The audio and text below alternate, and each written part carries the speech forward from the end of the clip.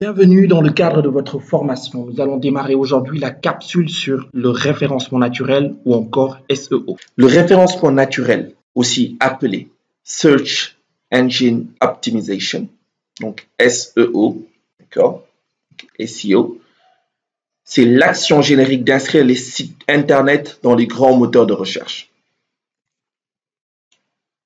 L'optique, c'est de comprendre que lorsqu'on parle notamment de sites web génériquement, les moteurs de recherche sont vus comme la porte d'entrée d'Internet. Les moteurs de recherche sont vus comme étant la porte d'entrée d'Internet. L'essentiel des internautes pour accéder à des pages web passe par des moteurs de recherche.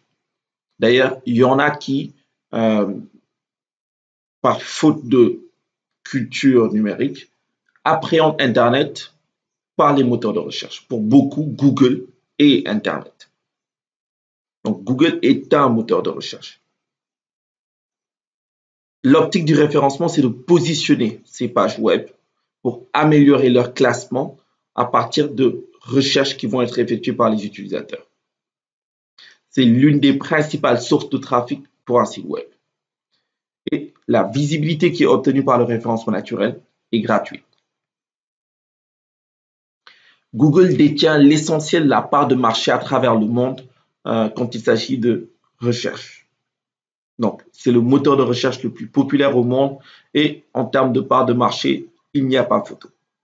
Mais ce n'est pas le seul moteur de recherche. L'essentiel des éléments qu'on va évoquer va concerner Google en termes de démarche, par rapport à l'analyse des algorithmes, par rapport à l'analyse des variables importantes à prendre en compte.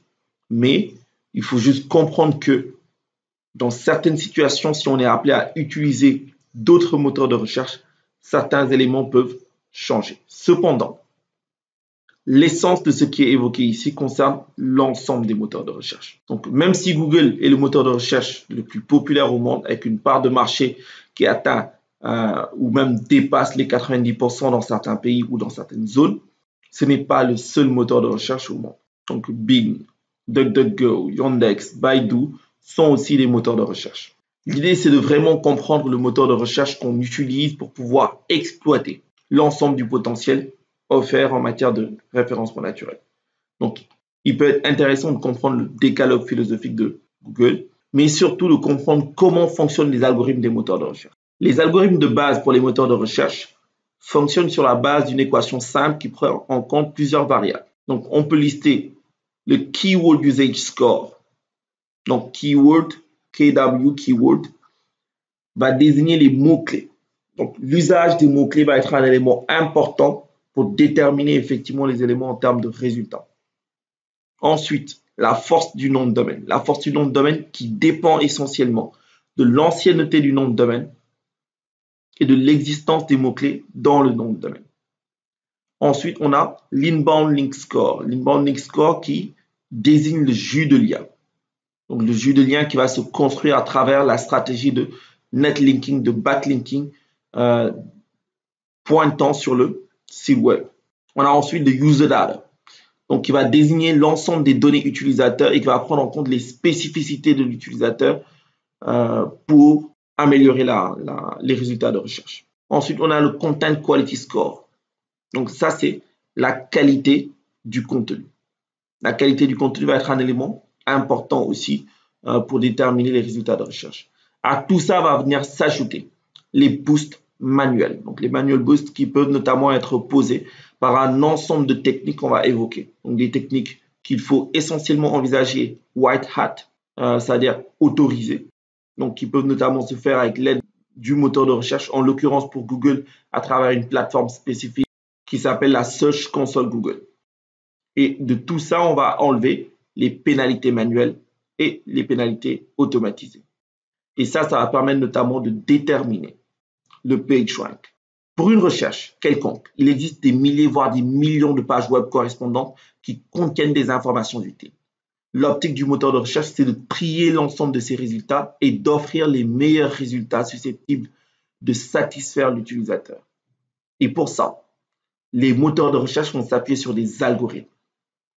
Les algorithmes sont des processus et des formules informatiques qui convertissent les questions en réponses entre guillemets. Donc, ils vont permettre notamment d'avoir des inputs et de construire sur la base d'un ensemble d'instructions logiques des outputs.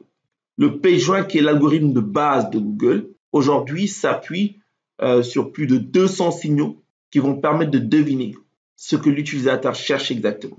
Et entre autres, parmi ces signaux, on a la région, le niveau d'actualisation du contenu, les termes qui figurent notamment au niveau du site. Et c'est comme ça que notamment Google va pouvoir déterminer le PageRank. Mais aujourd'hui, Google s'appuie sur plus d'une douzaine d'algorithmes majeurs. Autre élément qui importe aussi quand on parle de référencement naturel, c'est le Trust Rank. Le Trust Rank est un critère d'autorité, donc il va permettre surtout de travailler sur la confiance. Le PageRank thématique aussi va être un élément important. Donc il va désigner le corpus de mots utilisés pour influencer le classement d'une page. La valeur de nofollow aussi va être un élément qui va jouer un rôle non négligeable. Donc on va essayer de revenir sur ces différents éléments, mais l'idée ici c'est de comprendre que le référencement naturel est certainement l'un des points les plus techniques quand on parle notamment de digital marketing. Donc, pour mettre en œuvre une logique de référencement, il y a une démarche de base qui peut être mise en œuvre. Donc, on peut mettre en œuvre une démarche de base relativement simple. Force est d'admettre que le référencement naturel est certainement un des points les plus techniques quand on parle des leviers du web marketing. Alors, partons de ce point. La démarche de base est la suivante. Dans un premier temps, il est important d'identifier les mots-clés sur lesquels on veut se battre. Donc, quelque part, ce qu'on veut, c'est sortir dans les premiers résultats de recherche. Donc, l'identification des mots-clés sur lesquels on veut se battre peut se faire en s'appuyant sur des plateformes comme Google Trends. Donc, Google Trends est un outil qui va permettre notamment d'analyser les habitudes de recherche dans une zone géographique. Donc, ça peut être très intéressant d'analyser notamment comment est-ce que les gens font des recherches par rapport à des secteurs d'activité, par rapport à des sujets spécifiques, de regarder notamment les expressions qui vont être utilisées, les groupes de mots qui vont être utilisés, et donc de déterminer les mots qui vont être plus pertinents que d'autres en fonction des habitudes de recherche. Mais il est aussi très important d'identifier le profil des publics cibles. Donc, le fait de savoir exactement à qui est-ce qu'on s'adresse, et c'est quoi notamment le profil, la culture, les habitudes, le comportement de cette cible, le fait effectivement d'être à l'aise avec un bon buyer persona, très bien profilé, va faciliter aussi l'identification des mots-clés pertinents sur lesquels se battre. Donc, premier point, identifier les mots-clés sur lesquels on veut se battre. Donc, une fois qu'on a identifié les mots-clés sur lesquels on veut se battre, il faut ensuite mettre ces mots-clés dans les titres des pages. Et c'est là où, notamment dans votre approche de création de site web, même si ce n'est pas vous qui êtes à l'origine du site web page par page, même si vous utilisez notamment un CMS ou encore si vous appuyez sur un webmaster, il faut notamment garantir que ce travail est effectué, que les mots-clés se trouvent dans les titres des pages, que les mots-clés se trouvent dans les métatags, que les mots-clés se trouvent dans le contenu, que les mots-clés se trouvent dans les liens internes. Il faut ensuite garantir que les mots-clés puissent se trouver dans le nom de domaine. Et le nom de domaine est aussi un levier de performance par rapport aux questions de référencement naturel. Donc, la force du nom de domaine va être déterminée par rapport à deux éléments. L'ancienneté du nom de domaine et l'existence des mots-clés dans le nom de domaine. Il faut ensuite faire attention à sa stratégie de netlinking et de backlinking. Donc, le jus de lien. Comment est-ce que vous allez construire votre jus de lien? Donc, il faut notamment des liens internes, mais aussi des liens externes. Des liens internes, parce qu'il va vous falloir notamment générer le maximum de liens de qualité qui pointent sur votre page. Et vous allez aussi effectivement garantir que les textes de ces liens sont pertinents par rapport au contenu de votre site web. Et aussi faire attention à votre jus de lien par rapport aux liens externes. Donc, en somme, si on doit récapituler, pour mettre en œuvre une logique de référencement de contenu sur Internet, point de départ, analyse de la population cible, ce qui va permettre donc de déterminer effectivement la liste des mots-clés. Donc, il faut bien analyser la population cible, donc type de population, habitude de recherche de cette population, langage spécifique, définition d'une liste de mots-clés sur lesquels vous allez vous battre. Ensuite, intégration de ces mots-clés dans votre contenu, mais aussi dans les liens internes et externes. Donc, de façon basique, voici un peu la démarche pour mettre en œuvre une logique de référencement. Maintenant, il faut comprendre qu'il y a ce qu'on appelle des techniques white hat et les techniques Black Hat.